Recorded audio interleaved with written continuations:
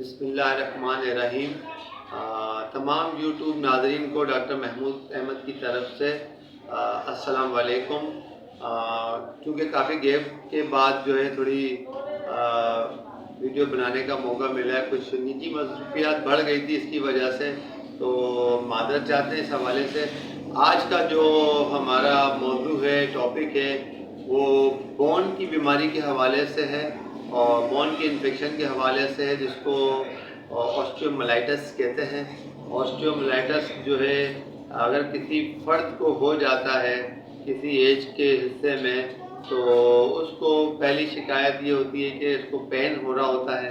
صحیح ہے، اور لوکلائز جو ہے چلنے میں تکلیف ہو رہی ہوتی ہے،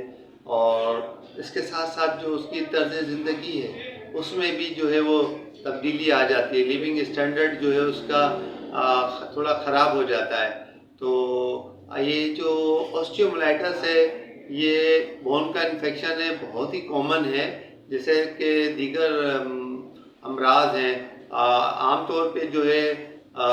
یہ جو بیماری پھیلتی ہے آلریڈی اگر جسم میں بوائلس ہوا ہے، یعنی کہ پھوڑا ہوا ہے، اور اس کے ساتھ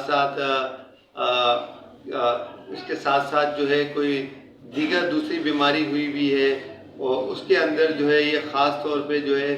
پھیل جاتا ہے۔ ایپسس ہوا ہے، ساتھ میں نمونیا ہوا ہے پرانی، اور کوئی سرجری ہوئی ہے، جینائٹو یورینری سرجری ہوئی ہے، تو اس میں یہ بلڈ کے ذریعے جا کے بون میں بیٹھ جاتا ہے، اور وہاں جا کے یہ سوزش پیدا کر دیتا ہے۔ اور اس میں جو خاص آرگنزم ہے، وہ سر فہرست جو کامن ہے اس میں اسٹیفائلوکوکس اوریس آتا ہے، سیڈوموناس آتا ہے، اور اس کے ساتھ ساتھ جو ہے وہ اسٹریپٹوکوکس آتا ہے، اور ایکولائی آتا ہے۔ یہ سارے وہ آرگنزم کے نام میں نے بتائے آپ کو، جو کہ پہلے سے باڈی میں ایپسس ہے، بوائلس ہے یا نمونیا ہے، اس کے بلڈ کے ذریعے پھیل کر یہ وہاں پہ بون پہ جا کے انفیکشن پیدا کر دیتے ہیں۔ تو اس میں پھر ہم ریڈیو ٹیسٹ کراتے ہیں، دوسرے نمبر پہ ٹیسٹ آ جاتا ہے۔ ٹیسٹ میں جو ہم ECR کرواتے ہیں، WBC کاؤنٹ کرواتے ہیں، CRP پروٹین کراتے ہیں، جو کہ ریز ہوتی ہے، بڑی بھی ہوتی ہے، اور جو اس کا گولڈ اسٹینڈرڈ ٹیسٹ ہوتا ہے وہ بلڈ کلچر ہوتا ہے، اور اس کے ساتھ ساتھ جو ہے بائیوپسی بھی کرائی جاتی ہے۔ بائیوپسی جو لوکلائز بائیوپسی کرائی جاتی ہے، جس ایریے میں جس بون کا حصہ متاثر ہوتا ہے وہاں سے جو ہے وہ ایک چھوٹا سا ٹکڑا لیا جاتا ہے، اس کو لیبارٹری میں بھیج دیا جاتا ہے، تاکہ پتہ چلے کہ کوئی میلگننسی نہ ہو، کینسر ٹائپ کی چیز نہ ہو۔ اگر انفیکشن ہوگا تو وہ ٹریٹ ہو جائے گا، لیکن اس کے ساتھ ساتھ لیس کامن بھی ہے اور مور کامن بھی ہے۔ مور کامن یوں کہیں گے کہ اگر کوئی مریض TB کے مرض میں مبتلا ہے اور پوری اس نے ٹریٹمنٹ نہیں لی ہے، TB کی ٹریٹمنٹ ہے، خاص طور پہ دماغ کی ٹریٹمنٹ ہے، میننجائٹس کی ٹریٹمنٹ ہے، تو اپروپریٹ ٹریٹمنٹ لی ہے، ڈیوریشن ٹائم فریم پورا نہیں کیا، تو مائکرو بیکٹیریم جو اس کے جراثیم ہوتا ہے وہ بلڈ کے ذریعے پہنچ کے TB میں جا کے ریڑھ کی ہڈی کی TB بھی بنا دیتا ہے، جس کو پورٹ ڈیزیز کہتے ہیں، اور بیکے کی کمپلین پیشنٹ رکھتا ہے، کمر میں درد ہے، اٹھنے بیٹھنے میں درد ہے، لیٹنے میں درد ہے۔ لیکن اس کے ساتھ دوسرے جراثیم بھی ہیں جو کہ کرونک آسٹیوملائٹس کر دیتے ہیں، سالمونیلا ٹائفی ہے، اور اس کے ساتھ کلیبسیلا ہے، اور پروٹیز ہے، اور بروسیلا ہے۔ یہ وہ سارے آرگنزم ہیں جو کہ پیشنٹ کو TB کرتے ہیں۔ اچھا، اس میں جو ٹائم فریم جو ہے ٹریٹمنٹ کا جو ہے وہ انجیکٹیبل کے اندر تقریباً 6 ویک کا ہوتا ہے۔ اس پہ ہم بینکومائسین بھی ویٹ کے حساب سے دیتے ہیں، سفٹریکزون بھی دیتے ہیں۔ اگر اور TB کا اگر مرض نکل آیا ہے تو اینٹی ٹیوبرکلوسس ڈرگ جسے ATT کہا جاتا ہے، اور وہ ہم 6 منتھ تک کی تھراپی کراتے ہیں۔ لیکن اگر وداؤٹ TB پیشنٹ ہے، جیسے کہ کوئی بھی آرگنزم بلڈ کلچر میں آ جاتا ہے، تو اس میں بھی ہم اورل ٹیبلٹ ہے اس کے اوپر رکھا جاتا ہے، اس کو سپروفلوکسین پہ ہم رکھ دیتے ہیں، سپروفلوکسین دیتے ہیں، کلینڈامائسین دیتے ہیں، اور تقریباً جو ہے اس کی ویٹ کے حساب سے مینیج کرتے ہیں، اور پیشنٹ کو ساتھ میں کیلشیم کی، وٹامن D کی ٹریٹمنٹ بھی دے کے، تاکہ اس میں بون کی بھی ڈیجنریشن ہو رہی ہوتی ہے، تاکہ پیشنٹ کی بون بھی مضبوط ہو جائے اور اس کی موومنٹ بھی متاثر نہ ہو۔ تقریباً لگ بھگ جو ہے 6 ہفتے تک اس کو اورل کی بھی ٹریٹمنٹ دیتے ہیں۔ اچھا، ریڈیوگرافی میں یعنی کہ ایکس رے میں جو چینجز آتی ہیں وہ انفیکشن ہونے کے تقریباً 15 سے 20 دن کے بعد ریڈیوگرافی آتی ہے، تو اس میں جو بون ڈینسٹی جو شو ہو رہی ہوتی ہے وہ لیس ہو جاتی ہے، تو اس سے ظاہر ہوتا ہے کہ بھئی پیشنٹ کو ساتھ ساتھ میں ہلکا فیور بھی ہو رہا ہوتا ہے، ساتھ میں پین بھی ہو رہا ہوتا ہے، اور اس کی جو لیونگ اسٹینڈرڈ ہے، طرز زندگی ہے، وہ بھی سفر کر رہی ہوتی ہے، جس کی وجہ سے اس کو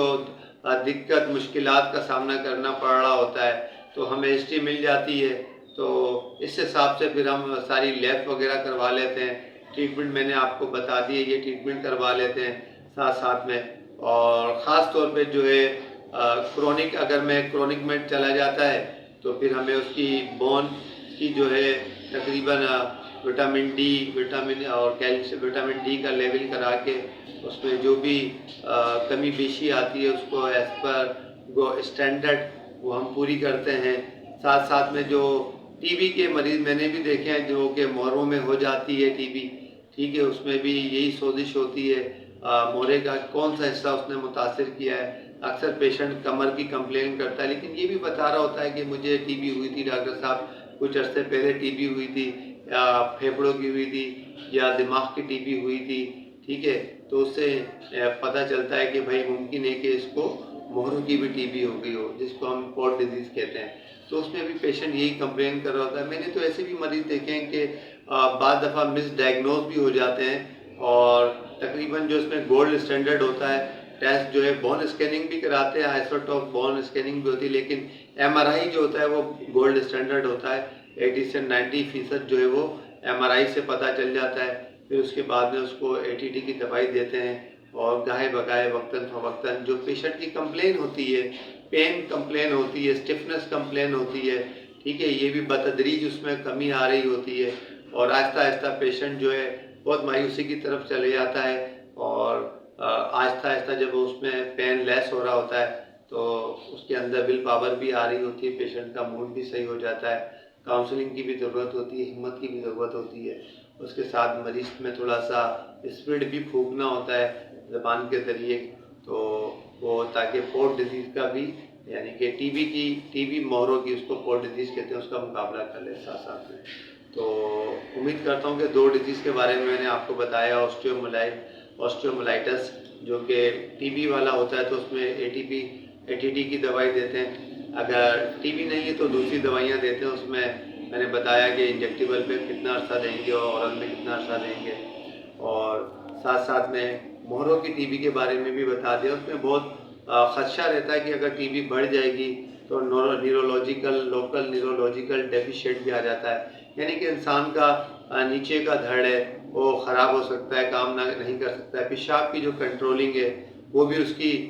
خراب ہو سکتی ہے، بیٹھے پیشاب بہنا شروع ہو جاتا ہے، تو اس پہ ارجنٹ ٹریٹمنٹ کی ضرورت ہوتی ہے کہ بروقت تشخیص ہو جائے اور بروقت مریض کی جو ہے ٹریٹمنٹ کو شروع کر دیا جائے، تاکہ مریض جو ہے وہ پیچیدگیوں میں نہ جائے، کمپلیکیشن میں نہ جائے۔ اور اس کے ساتھ ساتھ جو ہے اگر اس کی جو پیچیدگیاں ہیں، فریکچر کا ہونا، ڈیفارمیٹی کا ہونا، اس سے ہمیں اس کو بچانا پڑتا ہے، اور ساتھ ساتھ میں سیپٹک آرتھرائٹس ہے، سیپٹک آرتھرائٹس سے بھی اس کو بچانا پڑتا ہے، یہ اس کی کمپلیکیشن ہوتی ہے آسٹیوملائٹس کی بھی، اور ساتھ میں پورٹ ڈیزیز کی، سیپٹک آرتھرائٹس ہے، فریکچر ہے اور ڈیفارمیٹی ہے، اور اس کے ساتھ ساتھ جو ہے وہ